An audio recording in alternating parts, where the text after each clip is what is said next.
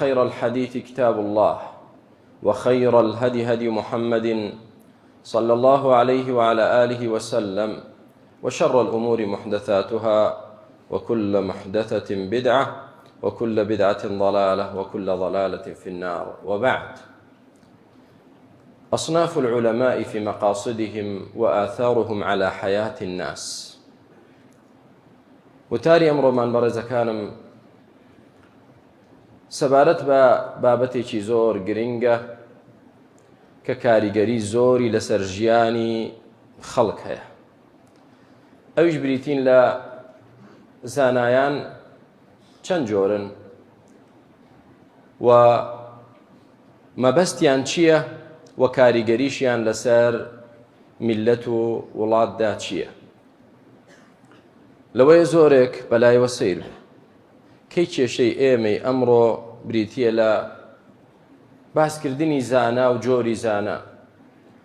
بەڵام بەڵێ زانایەک جاری وا هەیە کاریگەری باشی لە وڵاتێک زیاتر دەبێ و زانایەکیش جاری وا هەیە کاریگەری خراپی لە هەزارەها زاڵم و ستەمکار خراپتر دەبێت. چونکە زانا خەڵک بە چاوێکی ڕێزەوە سەیری دەکات و ئەوەی کە دەیڵێت وەکو دین لێی قبوڵ دەکات. بەڵام مەشروبخۆرێکی زیناکاری بێدینی دوور لە دین هەر چەندە قسەش بڵێت خەڵک گاڵتەی پێدێت، خەڵک جنێوی پێ دەڵێت. بۆیە ئەوەندەی کە زانا کاریگەری لەسەر کۆمەلگا هەیە بە هیچ شێوازێک دەسەڵاتدار کاریگەری نییە. بەڵام ئایا زانایان هەمویان یەک جۆرن و هەمویان کاریگەریان باشە لەسەر میلەت یا چەند جۆرێکن؟ زانایان دەفەرمون، ئەهلی علم دەفەرمون سێ جۆر زانا هەیە بە گوێرەی نیەت و مەقسەدی. عالم السلاطين وعالم الجماهير وعالم الشرع. زانای دەسەڵات، زانای دەوڵەت، زانای حکوومەت، زانای مەسئولەکان، زانای حیزبەکان، ئەوە لەلایەک. زانای جەماهیریش، زانای شارع و سەرشەقامیش، ئەوە دوو جۆر. و زانای شەرعناس و خواویستیش ئەوە جۆری سێهەم. زۆربەی مسلمانان جیایان ناکەنەوە لە یەکتر. با بزانین جیاوازی چیە لە بینیان. علماء السلاطين هدفهم إرضاء السلطة لنيل رضاهم والحصول على مبتغاهم. ئەوەی کە زانای حکوومەت و دەسەڵاتە گەورەترین ئیشی بۆ ئەوەیە دەسەڵات و حکوومەت لە خۆی ڕازیکە یا حیزبێک لە خۆی ڕازیکە بۆی پارە پەیداکە یاخود بۆی پلە و مەنسەب پەیداکە. بۆیە ئەو جۆرە زانایانە دێن حەڵال بۆ خەڵک حرام بۆ خەڵک حەڵال دەکەن، فتوای بێشەرعی دەدەن، چ شتێک دەسەڵات و چ شتێک حزب پێی خۆش بێ بەو شێوازە فتوات بۆ دەدا. جا شرکت بۆ بکا بە ئیسلامەتی، کوفرت لێ بکا بە ئیمان، حرامت بۆ حەڵالکە، گرنگ نییە بەلایەوە. گرنگ ئەوەیە دەسەڵات داوای چی لێ بکات بەو شێوازە فتوا بدا و ملی دەقەکانی قورئان و حەدیث باداتەوە بۆ ئەوەی بیشەرعێنێت و تەسویغی بکات و بە جائیزی دابنێت. هەر بڕیارێک دەرچێت ئەو حازرە یەکسەر پاساوێکی شەرعی بۆ بێنێتەوە. کاکەمە لە ئیسلامدا ڕێگەی پێدراوە. چۆن ڕێگەی پێدرا؟ کام ئایەت، کام حەدیث؟ ئایەتێکت بۆ دێنێ کە لە دۆڵێکە بابەتەکەش لە دۆڵێکی ترە، بەڵام دەیسوڕێنێت. زۆربەی خەڵکیش بێ ئاگایە لە شەرعی خوا، مادام جەنابی مامۆستا فتوایدا بەم شێوازە کەواتە دیارە دروست. بۆیە هەدەفیان ڕازیکردنی ڕەب العالەمین نییە، هەدەفیان ڕازیکردنی دەسەڵات و حیزبە بۆ ئەوەی منسەبێکیان دەستکەوێ، بۆ ئەوەی پارەیەکیان دەستکەوێت. و دائیمەنیش مەناسب لای ئەو سنفەیە.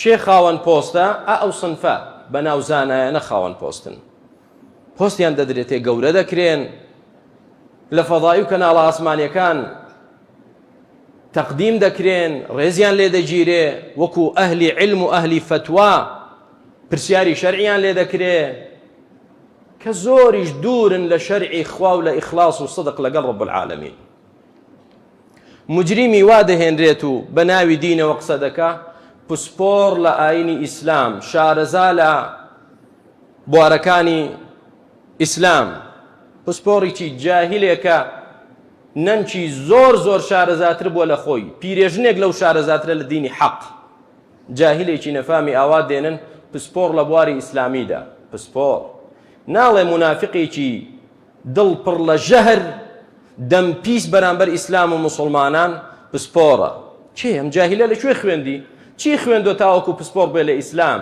لە قورئان و لە حەدیث هیچ بەڵام ئیشیان پێیەتی دەیهێنە مەیدانەوە دەی خەڵکی نەگوێ بگرن بزانە ئەمە پسپۆڕە خەبیرە شارەزایە گوێ لەمانە بگرن دێ ژەهرت بۆ دەڕێژێ ڕێک و ڕێک ناتوانێ قسە بە ئیسلام بڵێ ئێمە گلەیمان لە ئیسلام نییە بەڵام لەسەر مێژووی ئیسلام قسە دەکەین یعنی لەسەر مێژووی ئەبوبەکر و عومەر و عوثمان لەسەر مێژووی ڕەسوولی خوا عەلەیه السەڵات وەسەلام لەوە ڕەخنەت لێ دەگرێت وردە هەڵدەکشێ ئێمە لەگەڵ قورئان کێشەمان نییە بەڵام لەگەڵ حەدیث کێشەمان هەیە چونکە ئەوانەی جێڕاویانەتەوە لەوانەیە سیقە نەبن و لەوانەیە ئەوجا ئێمە لەگەڵ ئەو ئایەتانەی کە محکەمن کێشەمان نییە هەندێک ئایەت هەیە لەگەڵ عەقڵ و مەنطق دێتەوە کێشەمان نییە بەڵام هەندێک ئایەتی تر هەیە نابێ بۆ ئەم سەردەما ئەو منافقە دووڕوە پیسانە بەم شێوازە دێن وردە بە ناوی زانا و بە ناوی پسپۆڕ و بە ناوی تێگەیشتوو لە دین بەرز دەکرێنەوە گەورە دەکرێن فویان پیادا دەکرێت لە پێشچاوی خەڵک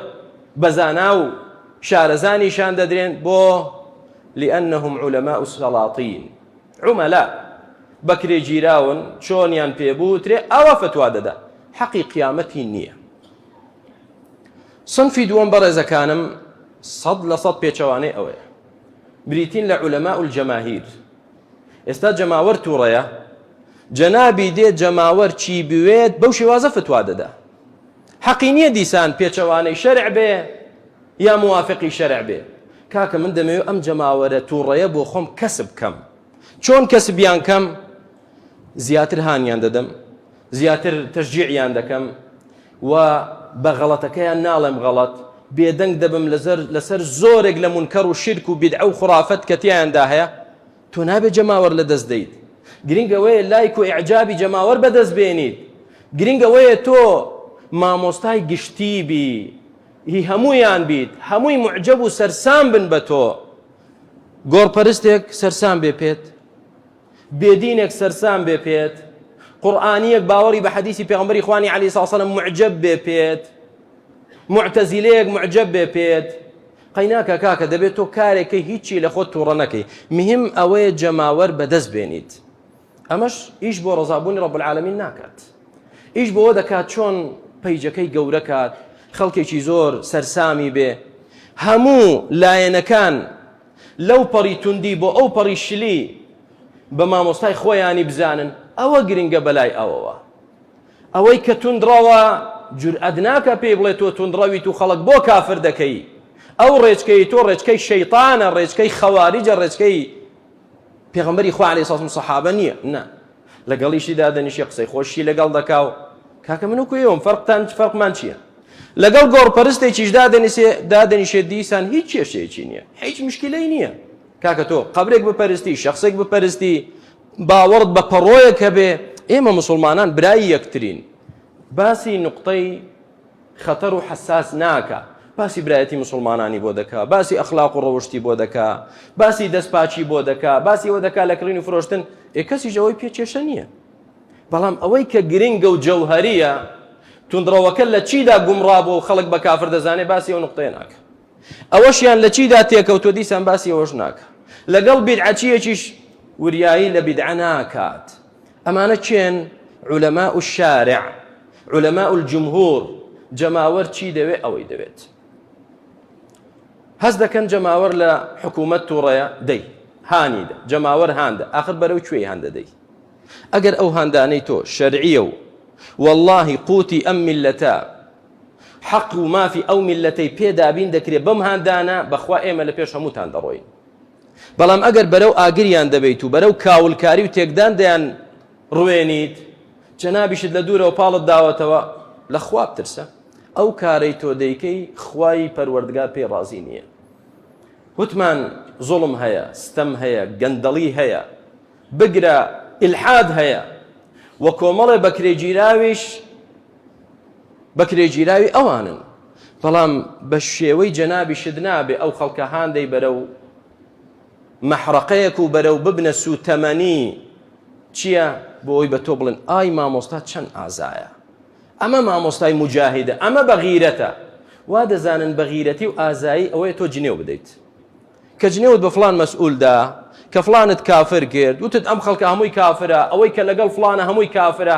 کورە مامۆستای زۆر بەجەرگە، زۆر وریە، بەغیرەت و زۆر چاونەترسە. بەڕێزەکانم چاونەترسی ئەوەیە کە تۆ لا تەخەف فی الله لەومەتە لائم، کە لەگەڵ کابرایەکی توندڕە و دادەنیشی بڵێ کارەکەی تۆ توندڕەویە. ئەگەر هەرچی گروپە توندڕەوەکانیش لەمە دوا جنێوت پێ بدەن حیسابیان بۆ نەکەیت، ئەمە بەغیرەتیە. ئەگەر گۆڕپەرستەکان دەیانەوێت تۆ فتوایان بۆ بدەی لەمە دوا شەخص پەرستی حەڵاڵکەی بڵێن نەخێر ئەوەی ئێوە دینی ئەبوو جەهلە، دینی محەممەدی کوڕی عەبدوڵڵانی عەلەیهی سڵاو وسەلام، با هەموو گۆڕپەرستیش لێت تووڕە بێ، ئەوە بەغیرەتیە. ئەو جورئەتەیە کە ئەنبیا و مرسەلین لەسەری بوون عەلەیهیمۇ الصەلاة وەسەلام. نەک تۆ ئازا ئەوەیە فڵان کافر کەم و ئازا ئەوەیە جنێو بە فڵان مەسئولە بڵێم، ئەمە ئازایەتی نییە.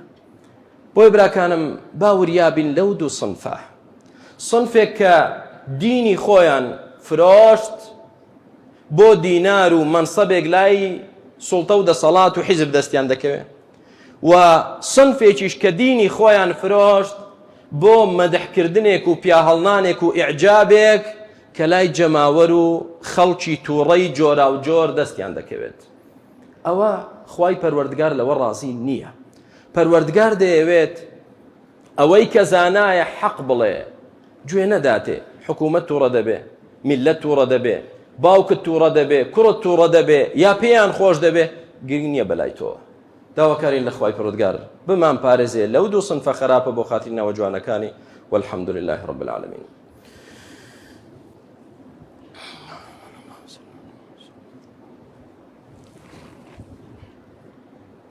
الحمد لله وصلى الله وسلم على رسول الله. صنفي سيهمي أهل علم، علماء شرع، نقو علماء شارع، نقو علماء سلطة وحزب. أو زانانا كشرعي خوا قرآن وسنتكي لبرشاو دقرن بجويري أو فتوى ددن وبير لمصلحته ومفسدته ومآلات أمور دكنوا ورزابوني خوا لباشان خزمت كردني مسلمان وإسلام بلاينا ولا هموشتي قرنكترا. نوح عليه الصلاة والسلام 950 ساڵ دعوەی کرد بۆ تەوحید، نەهی کرد لە شرک. فما آمن معه إلا قليل. کەس ئیمانی پێ نەهێنا ئیلا کەمێکی کەم نەبێت.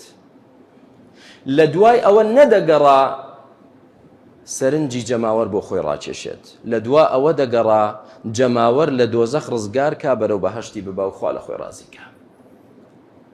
پێغەمبەری وایە دێت ڕۆژی قیامەت عليه الصلاة والسلام ومعه الرجل والرجلان ويأتي النبي وليس معه أحد. پێغەمبەری وایە لە هەموو ئومەتەکەی پیاوێک دوو کەس وەڵامیان داوەتەوە. هەیە ڕۆژی قیامەت کە دێت ئەی کوا ئومەتەکەت یەک کەس لە ئومەتەکەی باوەڕی پێ نەهێناوە، بەڵام نەچوو دینی خوا بگۆڕێت. دینی خوای نەگۆڕی، نەبۆ دەسەڵات نەبۆ جەماوەر، دینی خوا نابێت بگۆڕدرێت. پێویستە سوڵتە و دەسەڵاتیش و جەماوەریش ملکەچکەن بۆ دینی خوا، بانجیانکەی ئەوە دینی خوایە. شاء من شاء وأبى من أبى. چێ پێی خۆشە پێی خۆش بێت، چێ پێی ناخۆشە کوردەواری دەڵێ ئاوی سارد بخواتەوە، ئەوە دینی خوایە. جا چێ لێ ڕازی ئەو چێ لێ ڕازی نیە گرنگ نییە بەلای ئێمەوە، گرنگ ڕەزابوونی رب العالمین جل جلاله.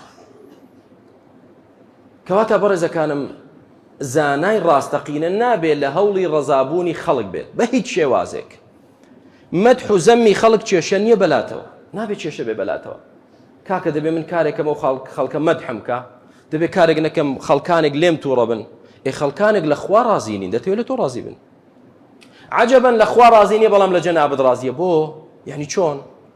جارێکیان لە سووریا لە مزگەوتێک چوم نوێژم کرد قەدیم خەتیبێ قسەی دەکرد لە گۆڕپەرستەکان بوو دیار بوو جومعە نەبوو دەرس و محاضەرە بوو وتی ئێمە حتا لەگەڵ ئیسرائیل و بەریتانیا و نازانم کوێ کە قسەمان کردوتویانە کە ئیسلام ئەوەی ئێوە بە ئێمە پێ ڕازین عەجەبەن بۆ لە ئیسلامی محەممەد ڕازی نین عليه الصلاة والسلام بۆ لە ئیسلامەکەی تۆ ڕازین دیارە ئەوەی ئیسلامی تۆ ئەوە نییە کە پێغەمبەر عليه الصلاة والسلام لەسەری بوو بۆیە براکانم زانای ڕاستەقینە کە سوود بە خەڵکیش و بە میلەتیش دەگەیەنێ و نصحی هەیە بۆ هەموو لایەک ئەو کەسەیە کە ڕەزابوونی خوا بەلایەوە گرنگە لتخرج الناس من الظلمات إلى النور نەک لتخرج مع الناس إلى الظلمات زانا ئەو کەسە نییە لەگەڵ خەڵک دەڕوا ئاوا بڕوا ئاوا دەڕوا ئاوا ڕۆیشتەوە ئاوا دەڕواتەوە ئەوە زانا نییە زانا لەگەڵ ڕەزابوونی خوا دەڕوات ئەوە زانای ڕاستەقینەیە شوێنەواری ئەو سێ جۆر زانایانە لەسەر دین و دنیای خەڵک چییە ئەوانەی کە عالمی سوڵتە و حیزبن جا هەر حیزبێک بێت هەر حیزبێک بێت بە گوێرەی حیزب فتوا دەدا بە گوێرەی دەسەڵات فتوا دەدا بۆیە سەر لە خەڵک دەشێوێنن دین لە خەڵک تێک دەدەن حرام بۆ خەڵک حەڵال دەکەن ئەوانەش کە عالمی شاریع و جەماوەرن ئەوانە حەڵاڵیش لە خەڵک حرام دەکەن و میلەت بەرەو کاولی و کاولکاری و ئاژاوە و فیتنە دەبن وا مەزانن خێریان بەدواوەیە داعشێکی گەورە هات چ خێرێکی بۆ ئیسلام و مسلمانان پێوە بوو ئەی فەرخەکانیان کە لە ناو ئومەتی ئیسلامیدا زۆرن هەمان فکرەی هەیە بەڵام بۆی نەڕەخساوە وەکو داعش بکات هەمان شت تەکفیرکردن خوێن حەڵالکردن تەشهیر پێکردن هەموو ئەو ئەخلاقەی کە داعشەی بوو تیایدایە بەڵام کەسێکە جارێ جورئەت ناکە لەوە زیاتر بکات ئەی پێتان وایە ئەمانە خێریان بۆ ئیسلام و مسلمانان پێوە بێ وا مەزانە براکە مەکەوە شوێنیان والله لا الإسلام نصروا ولا الأعداء كسروا والله ما يبقون لكم دنيا ولا يقيمون لكم دينا والله ندينتان دهياڵن بەخوا نە دنیاشتان دەهێڵن لە سووریا دەستیان پێکرد ئێمە با مزاهرەیەکی سلمی بکەین دژی بەشار الأسد دەیڕوخێنین بە چەپڵە لێدان ئەو جا بوو بە بەرتاویشتن دوای بەرتاویشتن ئەو جا دەی گول لە هاویشتن ئاخر شت ئەوەت بەشار لە شوێنی خۆی ماوەتەوە و دەسەڵاتەکەی لە جاران بە قووەتر بووە چونکە وڵاتانێکی زلهێز پشتیوانی دەکەن خۆنایاڵم بکەوێت ئەمڕۆ سیاسەت بەم شێوازەیە و لە بەرامبەریشدا ئەو هەموو ئافرەتەی بێوەژن بوو ئەو هەموو دایکەی جەرگ سوتاو بوو ئەو هەموو مناڵەی هەتی و کەوت ئەو هەموو کچەی کە دەربەدەر بوو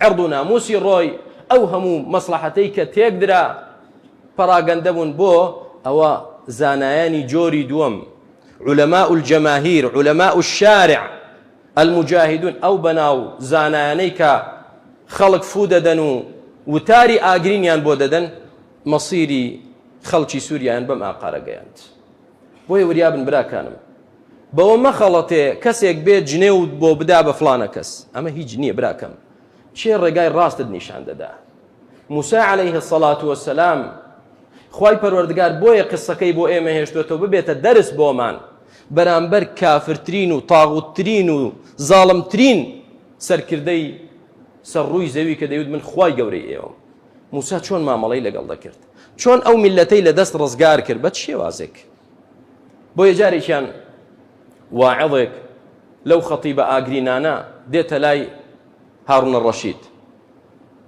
دەڵێ أنا أعظك فمشدد عليك في الوعظ من نصيحتت دەکەم ئەی هارون الرەشید هارون الرەشید خەلیفە بوو خەلیفەی مسلمانان بوو یعنی لە مەشریقەوە بۆ مەغریب تقریبا بەدەستی بوو خلافەتەکەی ئەوەندە گەورە بوو ئەو هارون الرەشیدەی کە ئاتێک کەوتی بەڕاستی فرعون بێعەقڵ بووە تەنها میسری هەبوو وای دەزانی هەموو دنیاهی ئەوە دەیوەعد بێ من کامە خزمەتکارێکی زۆر پلە نزممە ئەو دەکەمە والی میسر دەیکەمە پادشای میسر کە هەموو میسر لە بەردەستی خزمەتکارێکم دابێ فرعون تۆ بەوەندەی زەویەی میسر خەڵەتای بەڵێ هەیە محافظەیەک دوو محافظەی لە بەردەستە و لە خوای ئاخی دەبێت وا دەزانێت زۆر گەورە و بەدەسەڵاتە لە کاتێکدا هارون الرەشید ئەم هەموو مەملەکەتەی بەدەست بوو عەبدێکی زەلیل بۆ خوا واعظێک لەو خەتیبە ئاگرینانە دێتە لای دەڵێ من نەسیحەتت دەکەم بەڵام تووڕەم زۆر تووڕەم قسەی ڕقت پێ دەڵم دەبێت تحملم بکەی. وتی ولماذا أتحملك هل أنت خير من موسى أم أنا شر من فرعون؟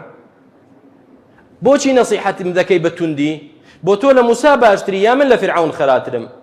يعني چی؟ وتی خوای گەورە بعث خير من هو خير منك إلى من هو شر مني وقال له فقول له قولا لينا.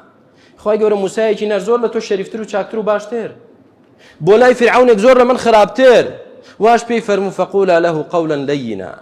قسەیەکی نەرم لەگەڵ فرعون کەن، چونکە هەدەفتان هیدایەتی بێ نەک جنێودان. ئەمڕۆ کە تۆ بە قسەی نەرم و حیکمەتەوە باس بکەی، کاکە ئەمە بەکرێگیراوە، ئەمە نازانم لەگەڵ دەسەڵاتە، یا کە بڵێ خەڵک خۆی تووشی بە هیلاک چوون نەکە، بەخوا ئەمە دەستێکی لە پشتە.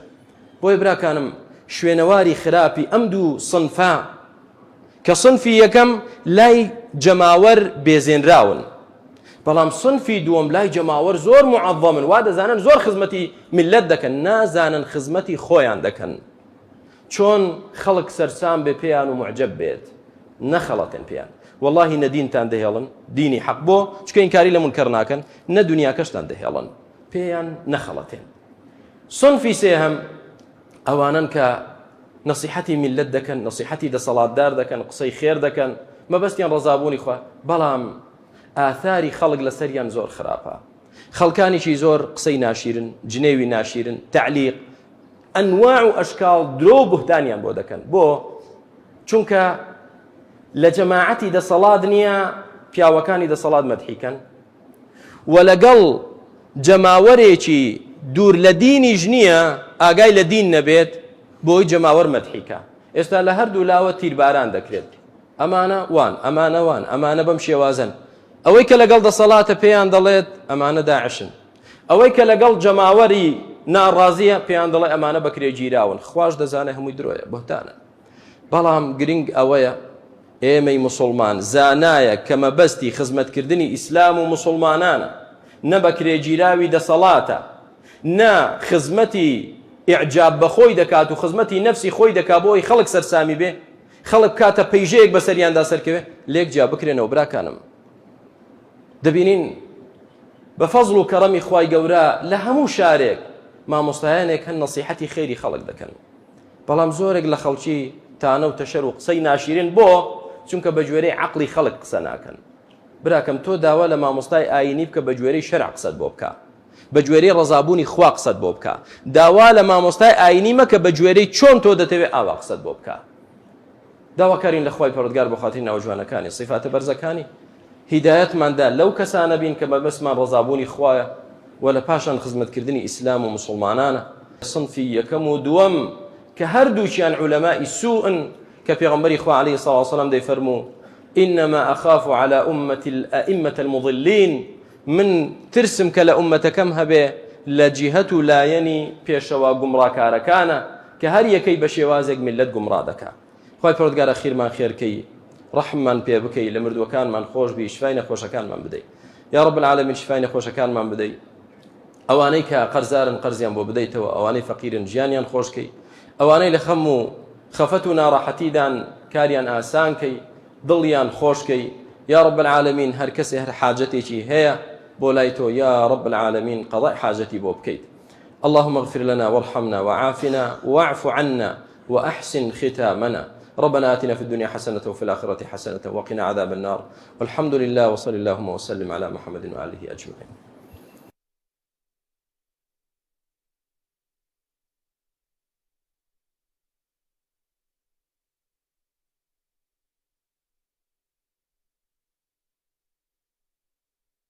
أبلغكم رسالة